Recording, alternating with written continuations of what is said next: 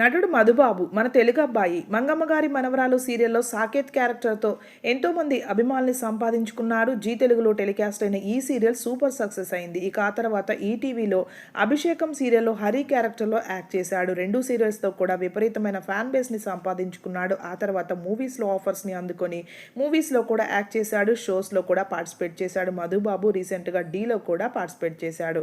ఇక మధుబాబు ప్రియాంక నాయుడిని ప్రేమించి పెళ్లి చేసుకున్నాడు. వీరిద్దరూ కలిసి సీరియల్స్లో యాక్ట్ చేయలేదు, కానీ 10 సంవత్సరాల పాటు ఒకే ఇండస్ట్రీ కావడంతో పరిచయం, అలాగే కొన్నాళ్ల పాటు లవ్ చేసుకొని ఒకరినొకరు బాగా అర్థం చేసుకొని పెద్దల్ని ఒప్పించి ప్రేమ పెళ్లి చేసుకున్నారు.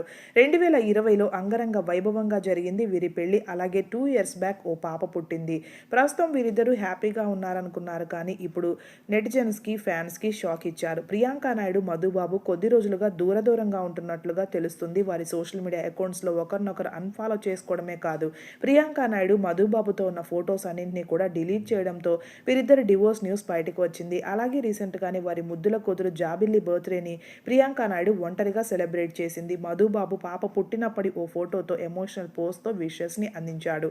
ఇవన్నీ చూస్తుంటే ఈ అందమైన జంట విడిపోయినట్లుగా తెలుస్తుంది. ఈ విషయం తెలుసుకున్న వీరి ఫ్యాన్స్ అయితే ఇది నిజం కాకూడదు అంటూ మధుబాబు ప్రియాంక నాయుడు ఇన్స్టాలో కామెంట్ బాక్స్లో కామెంట్స్ చేస్తూ ఉన్నారు.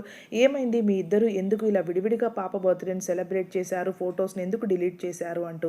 అయితే వీరిద్దరూ క్లారిటీ అయితే ఇవ్వలేదు, ఏ ఆన్సర్ కూడా ఇవ్వలేదు. కానీ ఈ అందమైన జంట విడిపోకూడదని మనం కోరుకుందాం.